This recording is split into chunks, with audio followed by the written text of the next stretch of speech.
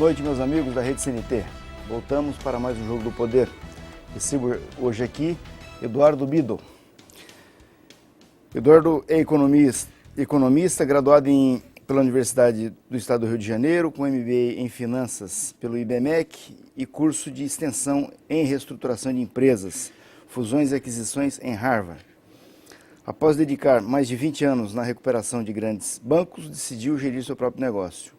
Hoje potencializa os resultados das empresas através da prestação de serviços de consultoria empresarial com qualidade e foco em gestão e governança dos negócios. É sócio-diretor da Beocubo, B3, Gestão e Estratégia e membro do Instituto Brasileiro de Governança Corporativa. Me explica, o que é esse Beocubo aqui? Esse Beocubo é a ideia de mostrar claramente o objetivo da empresa, que é potencializar os negócios aos empresários, no caso. Ou seja, trabalhar com foco na gestão e governança, porque as oportunidades sempre existem e muitas vezes elas não são aproveitadas. Então, o grande objetivo do Beocubo é indicar essa potencialização que existe em qualquer uma das nossas empresas aí. Basicamente esse então é o objeto da tua empresa, porque assessoria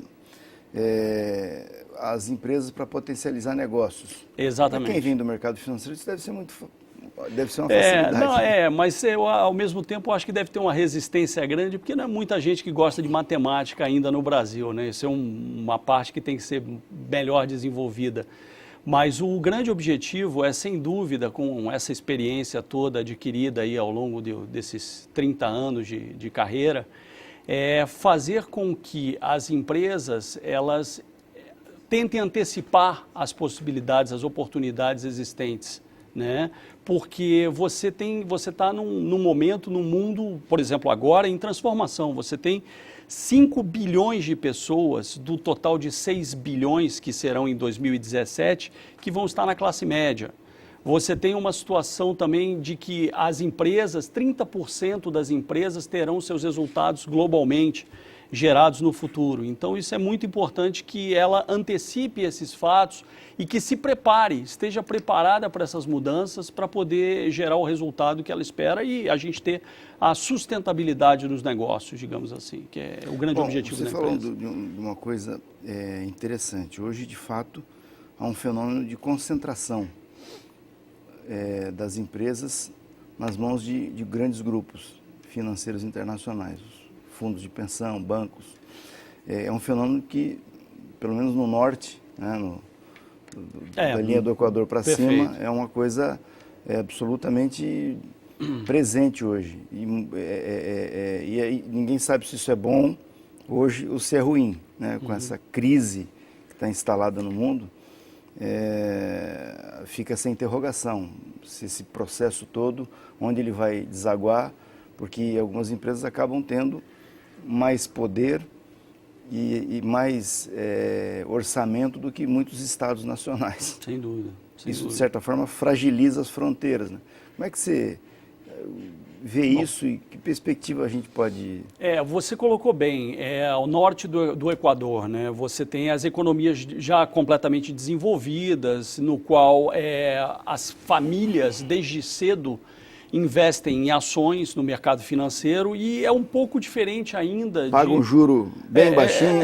Exatamente. Você tem um investimento em ações muito forte, então você tem todo um estímulo para o crescimento das empresas e para esse crescimento que a gente vê, o Facebook era uma coisa pequena, daqui a pouco virou um monstro, o Google também da mesma forma, agora o WhatsApp vendido por 16 bilhões de dólares, então são situações de países mais maduros, né? Mas como é que eu vejo aqui no Brasil? No Brasil, hoje, 95 a 97% das empresas são familiares, né? Existe uma veia empresarial, e aqui no Paraná isso é muito evidente, muito forte, muito definida. Então, o brasileiro é um empreendedor. Então, essas empresas, elas têm que se preocupar. Pode ser que um dia elas sejam até compradas por uma dessas grandes organizações, mas hoje você tem uma perspectiva bastante diluída no Brasil. Tá? Apesar de existirem grandes empresas Agora, globais... Você falou aí o seguinte, empresas familiares. esse mundo que nós estamos vivendo de indefinição, tá meio desarranjada a coisa, até que ponto você se pode afirmar, quando eu vejo muitas pessoas afirmando que uma empresa familiar, a presença da família na empresa é um defeito? Até que ponto isso é um defeito e até que ponto isso pode ser uma coisa virtuosa? Né? Eu acho que o princípio da empresa familiar é extremamente virtuoso. Por quê? Porque foi uma pessoa como nós, né, que tomou a iniciativa de desenvolver um negócio, teve uma visão, acreditou e, normalmente, o que você vê no Brasil hoje é que essas pessoas têm uma capacidade de potencializar, de fato, vendas e toda a parte do crescimento relacionada ao crescimento do negócio muito grande. Porém, às vezes, elas se esquecem de que no momento que você... As dores do crescimento, né? Sim. No momento que você está crescendo, se tornando uma empresa jovem para depois ser uma empresa madura, você tem que cuidar da sua gestão, da sua estrutura, você tem que captar recursos de um custo baixo, que seja compatível para não prejudicar o seu fluxo de caixa. Então, é nesse momento que você começa a enfrentar, digamos, a prejudicar um pouco esse círculo virtuoso que eu considero as empresas familiares. Porque você tende a... Não, eu estou passando por um problema, mas isso vai ser resolvido em breve. E sempre resolvi, vou resolver dessa vez. Em determinados momentos, você não vai resolver em breve. Você precisa da capacitação. Sim. Então, é muito interessante também. Eu tenho digamos... A minha vida começou no Rio de Janeiro e eu passo muito tempo em São Paulo ainda hoje, mas a construção mais recente do meu negócio tem sido aqui no Paraná. Por quê? Porque você encontra pessoas na FIEP, como o senhor Hélio Bump, ou pessoas na Fomento, como o senhor Juraci Barbosa Sobrinho, em que são pessoas preocupadas com esse desenvolvimento e com essa capacitação. Então você vê, a Fomento, por exemplo, é uma empresa hoje que está buscando seus ratings de classificação positivos e está abrindo para microcrédito, para empresários, para taxistas.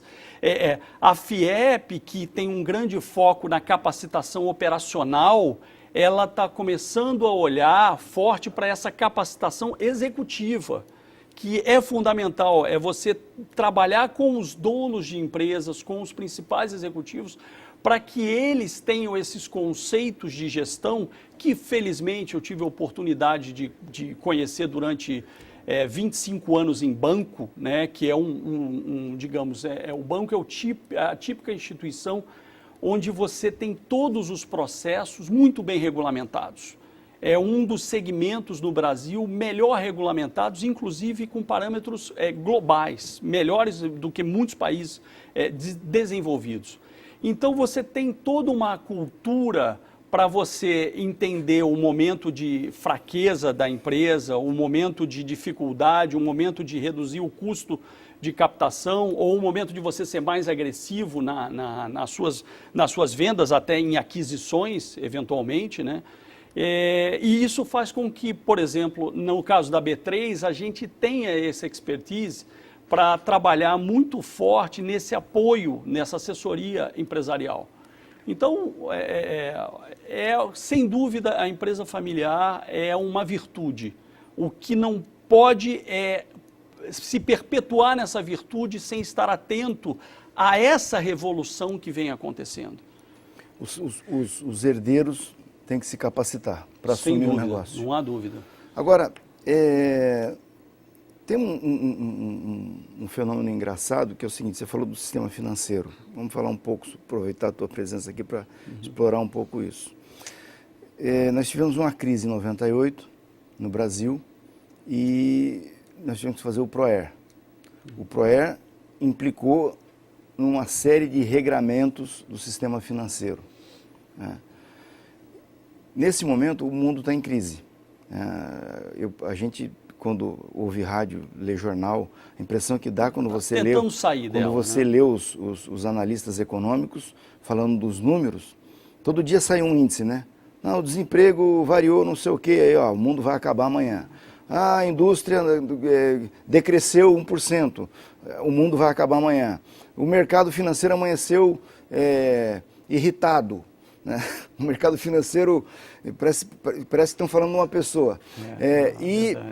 A impressão que dá é que cada índice é uma loucura, é uma neurose completa, né? Todo dia sai um índice e vem os analistas falar daquele índice. E é uma volatilidade incrível completa. no mercado. Aí no mês que vem já muda os índices, né? Agora mesmo saiu aí o PIB, o resultado do nosso PIB, 2 não sei o quê, 2,3. que é melhor do que o do Reino Unido, dos Estados Unidos, um dos melhores PIBs comparado nessa época. E, no entanto, nós ficamos dizendo que está em crise, todo dia sai um número que assusta todo mundo, é um terremoto. Como fazer para que quem está... Eu que se tivesse dinheiro não investia em nada. Se eu for ouvir Botava a Miriam no Leitão colchão. e o Sardenberg, eu ponho meu dinheiro debaixo do colchão, né? Como fazer para se livrar dessa loucura? Porque parece uma necessidade de dar notícia todo dia, como não tem muito jornal, muito espaço de tempo, e não tem fato para você ocupar, ficam falando o tempo todo de coisas que às vezes não têm a menor importância, né? Nesse momento, em todos os momentos você tem oportunidades e riscos. Então, sem dúvida, esse é um momento que operar na Bolsa é difícil, porque está havendo uma volatilidade muito grande por notícias que não são relevantes na maioria das vezes, conforme você colocou. Então, quem vai operar na Bolsa tem que realmente tentar olhar um prazo um pouco mais longo na perspectiva da empresa, de fato, o que está acontecendo, qual é o segmento que vai crescer, é o segmento de infraestrutura, é o segmento de educação, tá? Então, nós temos bons segmentos. Aí você olha a Petrobras está passando por um momento crítico, realmente com uma elevação do endividamento, é o pior momento das ações desde 2005, então tem muito... Só que ninguém olha o monte de dinheiro que ganharam. Não, exatamente, tem muita intervenção governamental, isso atrapalha, mas existe uma grande oportunidade. Quando você olha os juros, né, os juros foram elevados por conta da inflação, por conta de uma situação de descrença dos investidores, que esse monte de informação acaba levando, e os juros hoje estão num momento muito privilegiado. Se você faz por exemplo, você tem títulos como uma NTN-B, que é uma NTN-B, é um título que é indexado ao IPCA, né, e tem mais uma taxa de juros. Esse título hoje, ele te dá 12% ao ano líquido de imposto. Então, você tem uma grande oportunidade hoje de não vai para a Bolsa e procura essas oportunidades. Tem também letras de crédito imobiliário, letras do agronegócio. Então, você tem, por um outro lado, opções de juros que, enquanto o Brasil estiver nesse patamar de juros, de 10,75% ou 11%, vão surgir para qualquer pessoa, com acesso que não é um acesso difícil. Eu vou ter que chamar um intervalo e vou voltar nesse ponto do juro. Eu queria desenvolver um pouco melhor isso para melhorar a compreensão de todos nós a respeito do que é esse monstro que se chama do juro. Eu vou ter que ir para o intervalo e volto em seguida para a sequência do Jogo do Poder de hoje. Voltamos aos estudos da Rede CNT para a sequência do Jogo do Poder hoje com o Eduardo Bido. Bom, nós estávamos falando de juro e eu peguei uma nota de R$50 aqui para dizer o seguinte: isso aqui é um pedaço de papel, fisicamente é um papel, mas nós convencionamos que isso aqui é dinheiro, né? Quer dizer, vale mais do que um pedaço de papel. A diferença entre esse pedaço de papel aqui e esse aqui é que nós conversamos que esse aqui é dinheiro. Relevante. Então, isso há muito tempo atrás, a necessidade, o comércio no mundo, as relações do homem, que é um ser coletivo, que se relaciona, vive em sociedade, criou essa necessidade. Aí depois vem essa figura do juro, da correção monetária, que são...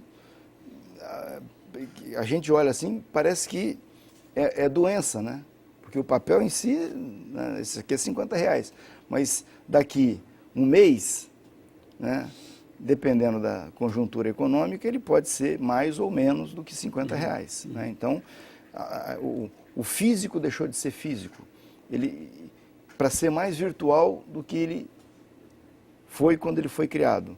E essas situações elas foram se avolumando no mundo a ponto de nós hoje temos uma situação em que o sistema, por incrível que pareça, o sistema financeiro brasileiro é um dos mais seguros do mundo. Embora as pessoas falem do Brasil em muitos lugares como um país do sul do mundo, né? Mas enfim, nós temos um sistema financeiro hoje muito mais sólido do que a maioria dos países do norte. Por quê? Porque nós tivemos um problema em 98, tivemos que regular, né? E no norte o que aconteceu foi a desregulamentação, o trânsito livre de capitais pelo mundo e com com essa concentração da propriedade das empresas na mão de poucos grupos, de repente você tem aí uma quantidade muito pequena de grupos mandando na economia do mundo. Né? Você tem aqueles que têm relevância e influência sobre todos os países. Meia dúzia de executivos se reúnem em Nova York, em Tóquio, em Berlim e resolve para onde a coisa vai. Né? Como orientar, certo, uma atividade empresarial num mundo tão cruel, né? Porque você está falando com instituições que não têm cara. Né? Igual a polícia na rua reprimindo manifestação. O sujeito põe um capacete, você não consegue ver o rosto do... Eu vejo da seguinte forma, as trocas que foram a origem do dinheiro, elas sempre existiram e continuarão existindo. O Brasil está agora negociando, por exemplo, com a União Europeia, um acordo de comércio que é fundamental. E em determinado momento, a gente teve, os Estados Unidos sempre foi um cliente prioritário do Brasil, e em determinado momento esqueceram dele, e teve a questão da crise também que fez com que isso acontecesse, e começamos a priorizar bastante a China, que é extremamente relevante e sem dúvida nós temos que ter... As viagens do Lula para a África, para o Oriente Médio, essa parte eu já prefiro não entrar muito, eu prefiro falar da Ásia, que a África, por exemplo, a África do Sul, apesar de ser um país de altíssimo risco hoje, pela situação econômica, política, etc., é um país que tem um grande potencial. E, obviamente, a África, em algum momento, ela vai ser digamos, um mercado consumidor importante. Mas, então, é aí que eu acho fundamental o empresário estar atento a quem são os seus mercados consumidores.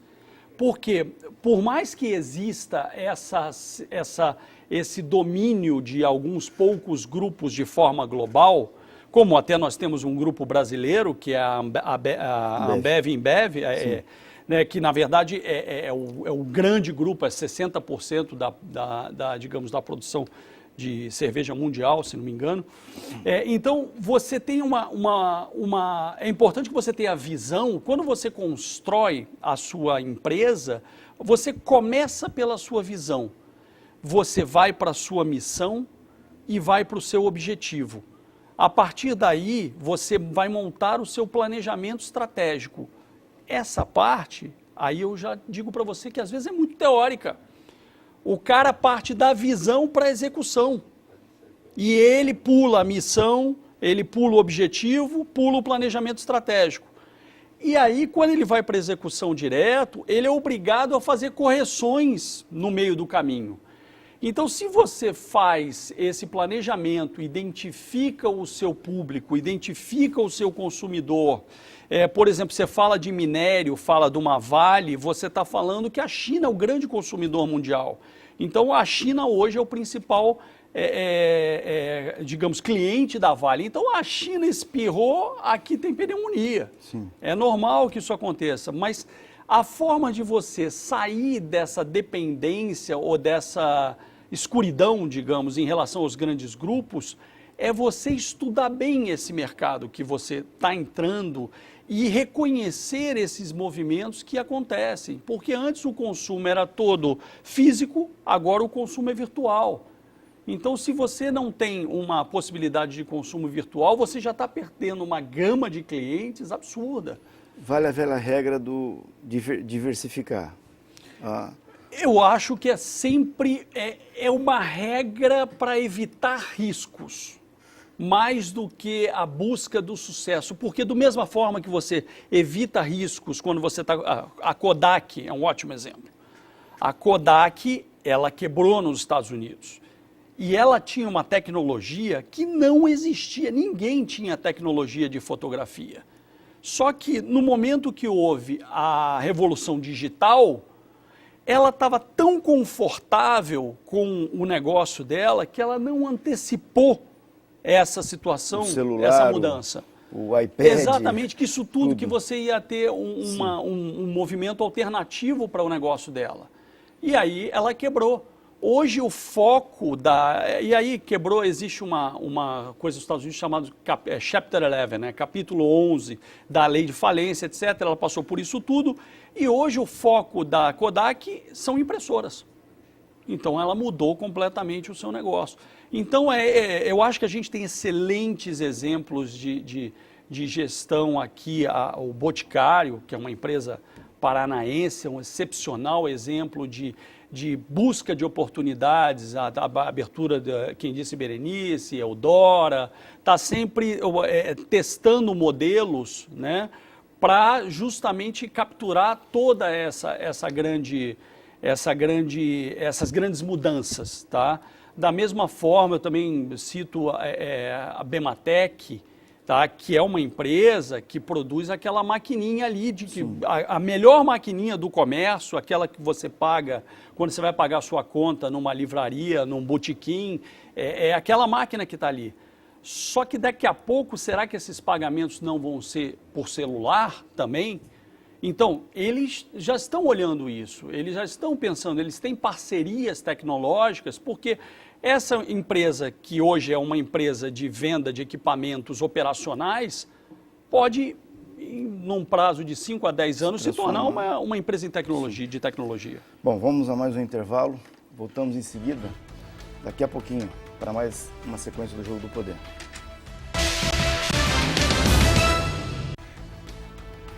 Voltamos ao Jogo do Poder, hoje com o Eduardo Biddle, e eu queria voltar na questão do dinheiro. Porque eu vou fazer uma pergunta bem simples para você, que todo brasileiro faz. Por que o juro no Brasil é tão alto comparado com outros países?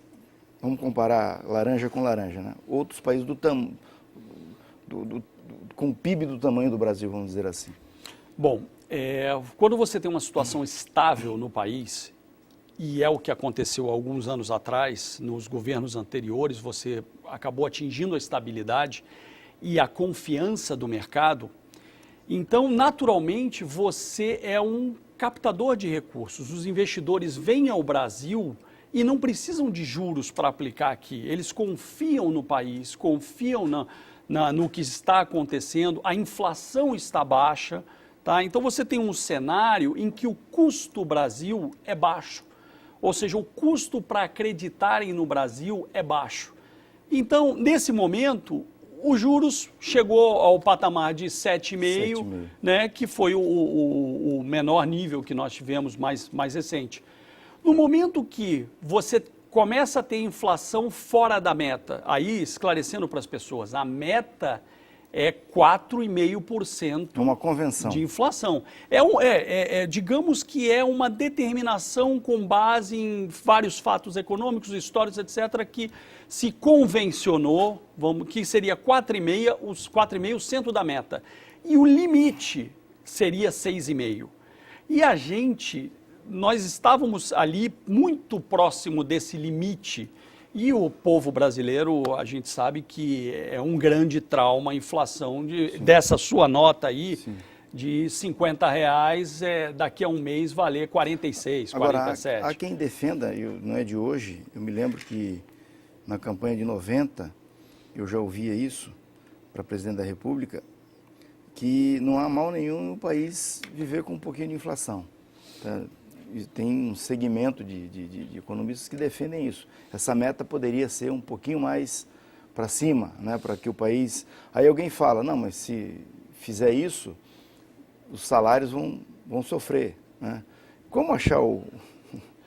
Olha, essa teoria é bastante questionável entre os próprios economistas, né? Então, a lógica de poder conviver um pouco com a inflação é que isso de alguma forma... Inflação tem em todo lugar, todo país exatamente. tem inflação, não existe país mas sem inflação. a lógica de que ela pode ser benéfica até um determinado ponto parte do princípio que se está havendo uma certa inflação, está havendo demanda de produtos.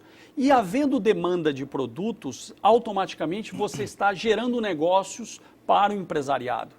Então, por isso é que tem a teoria de que a inflação, num determinado ponto, ela é saudável, porque ela está fazendo com que a economia gire, né?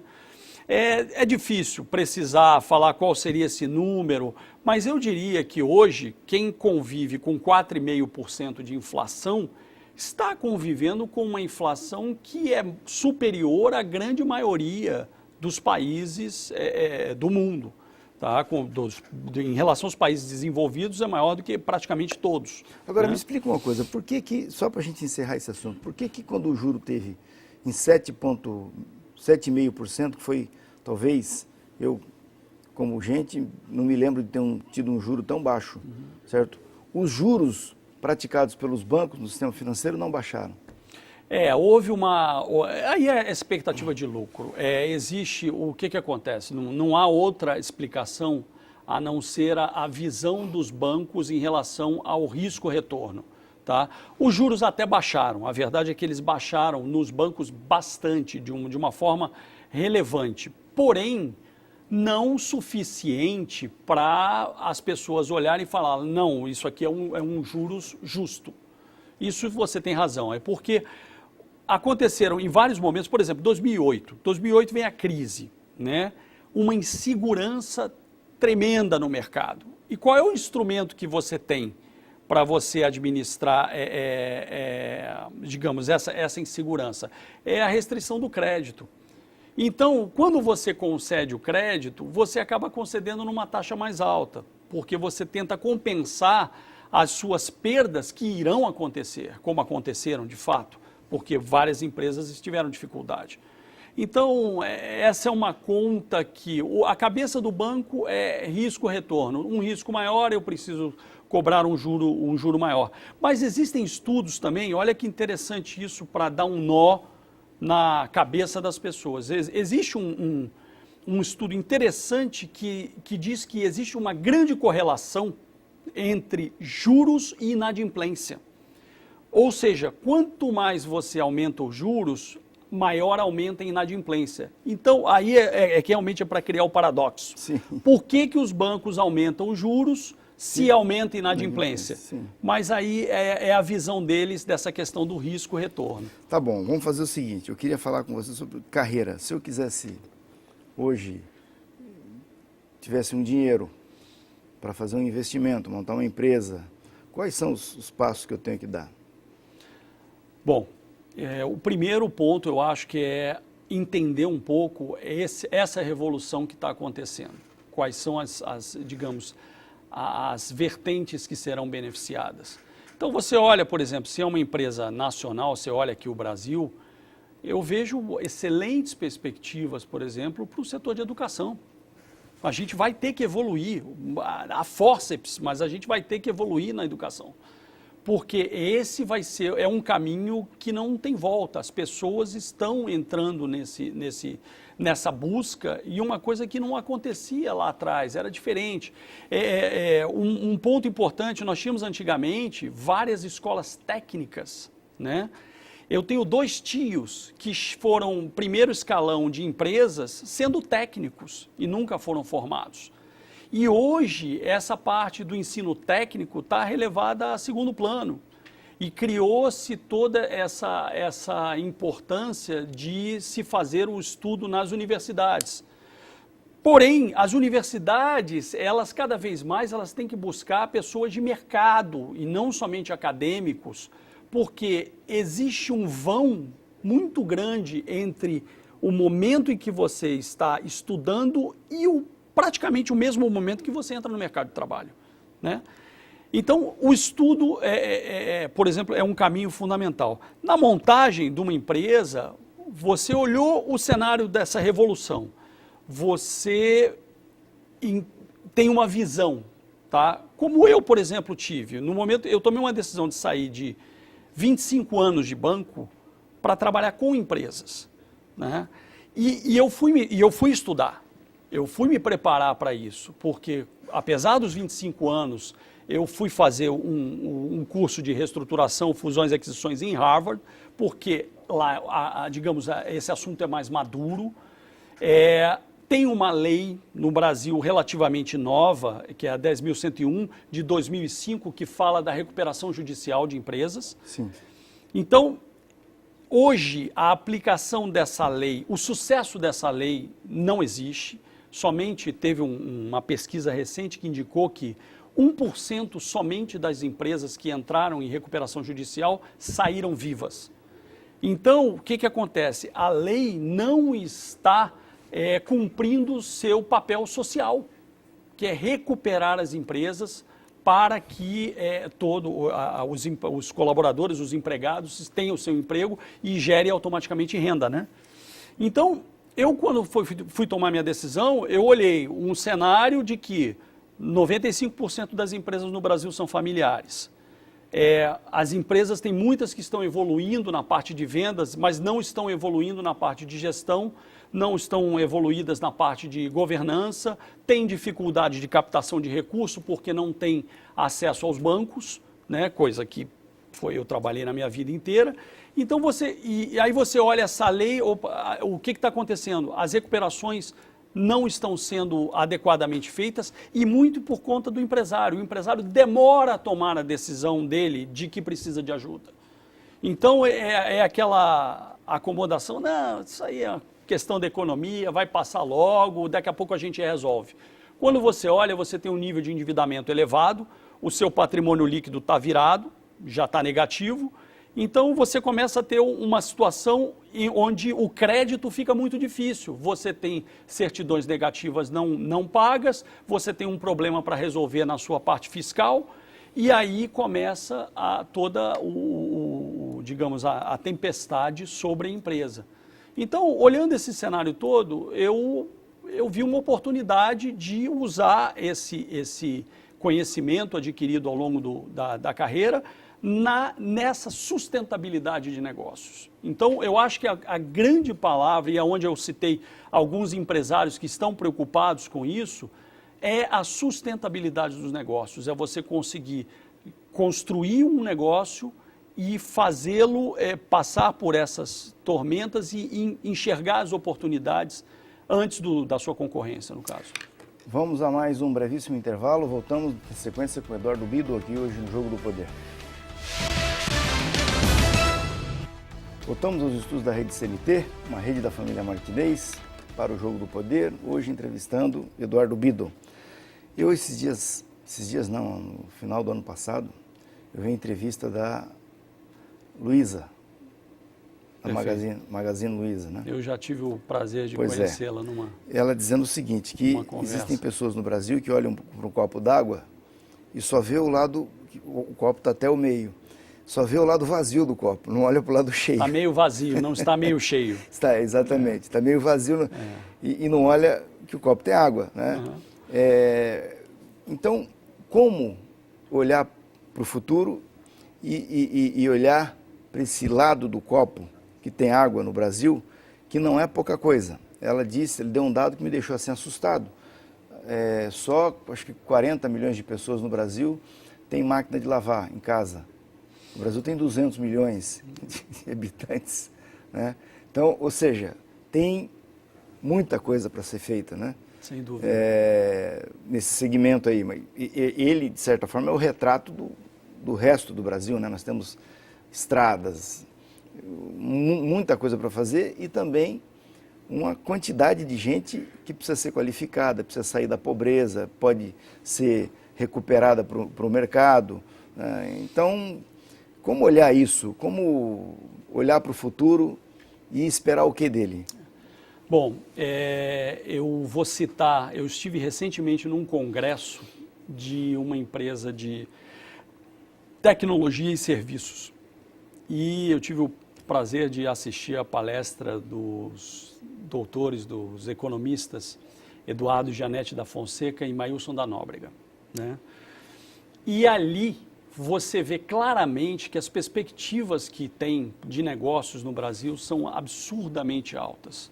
Então não dá para olhar o copo meio vazio. Por quê?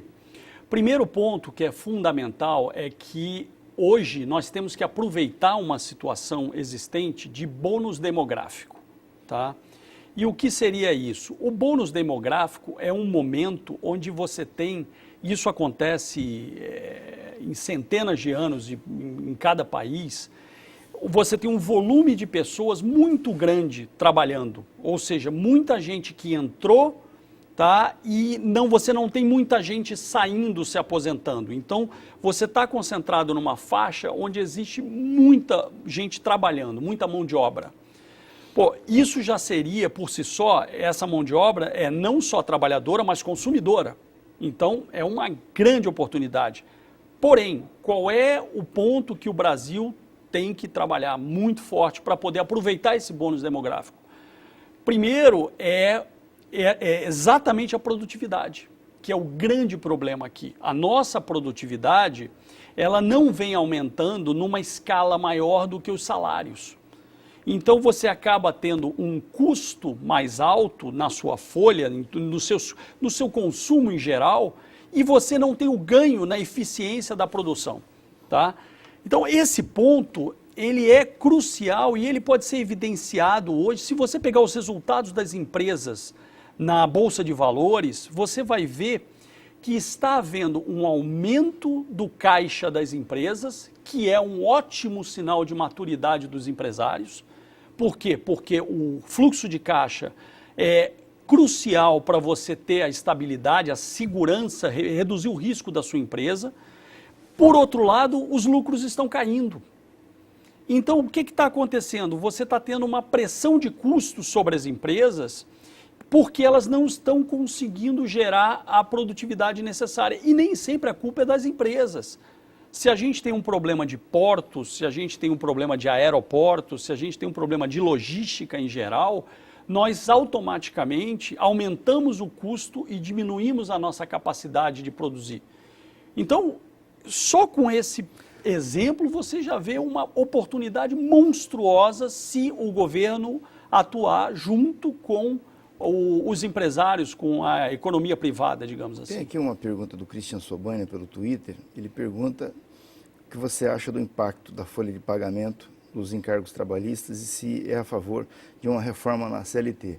Eu emendaria a pergunta dizendo o seguinte, o que é mais importante?